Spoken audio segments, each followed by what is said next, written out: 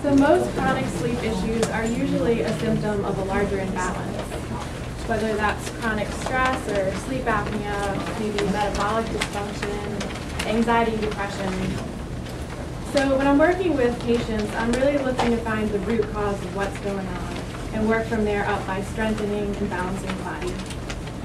It's really easy to just throw a sedative at a person and knock them out for a few nights, but in the long run, it's not going to fix the problem, and it's not very sustainable. So I don't have time to go into all the different causes of sleep dysfunction and which herbs would help. So I'm going to speak really generally about how to support the body, balance the body, strengthen, and whatnot. So the way that we strengthen and balance the body is through the use of adaptogenic herbs. And adaptogens are herbs that, over time, have proven to help the body recognize, respond, and recover from stressors more efficiently.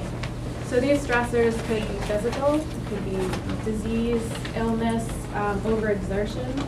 They could be situational, so exposure to environmental toxins that can be stressful for the body. It could be a horrible work situation, family stress, whatnot.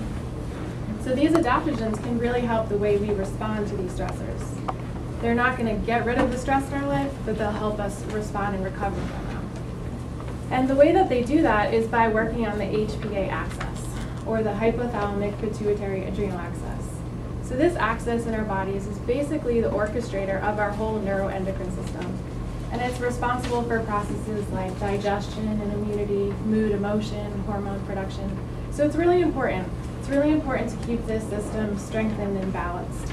Over time with chronic stress, it can get out of whack a little bit. So we'll use adaptogens to really support and bring that back into balance. So I'm going to quickly go over 4 of my favorite adaptogens. The first 2 are a little bit more relaxing, and the second 2 are a little bit more stimulating. So the first adaptogen is actually my favorite. It's called holy basil, and it just smells and tastes wonderful. If you have a chance, it's on the table outside. Just smell the box. It comes through the box. It's a tea out there. And I like it because it's one of those things that you can feel pretty quickly. Some adaptogens, it takes a little while to feel what they're doing to your body. But holy basil, after a few cups of tea, the world is a little bit lighter and friendlier. It's really lovely. So I think about holy basil for people who have been stressed for a really long time, and because of that have a little bit of cognitive dysfunction. Things are a little cloudy, memory's not that great. So it can be really helpful in those situations. There's also research that shows that it can help lower blood glucose levels and cortisol when they're inappropriately elevated. So this is a tea herb. You can take it as a tincture or a capsule, but like I said, the flavor is wonderful, so I really encourage you to try the tea. The second herb is called ashwagandha, and this is from Indian or Ayurvedic medicine, and the Latin species name, somnifera, actually means sleep making. So this was traditionally simmered with milk and other spices and drunk before bed. It's really great for the person who says, I'm just too tired to sleep. I'm so tired I can't sleep. So it's really calming and building and nourishing for that really depleted person. There's also research that shows that it can be helpful for chronic inflammation, chronic fatigue, fibromyalgia pains, and some neurological conditions. The next herb is eleuthero. Now this one is a little bit stimulating enough where I wouldn't take it at night and I would do it in the morning. It can subtly increase the body's output of cortisol when you eat it right in the morning. It's a favorite among athletes because it has the ability to increase stamina, endurance, and also decrease recovery time.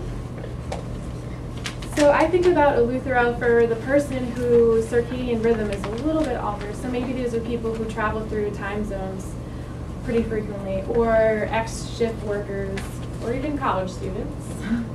So this is the person that when they wake up in the morning, they're very tired. Throughout the day, they're really tired, and then they get their energy peak at night. So this is where I would use a combination of eleuthero in the morning and then ashwagandha at night to really help balance out that circadian rhythm. There would also be other things like making sure your room is really dark at night to help that circadian rhythm as well. And also bright sunshine in the morning will help that too. But that's a whole other topic. Finally, rhodiola rosea. Now this is a really special herb. It has history of use and research in China and Russia and Sweden. It's really great for the person who's depressed or anxiety ridden and can't focus, and then also has sleep disturbance at night. So it can be very energizing during the day, but then later at night it can really help with quantity and quality of sleep. There's new research out that shows that it can be a helpful adjunct in weight loss. And it's also been studied for increasing libido, which is always good.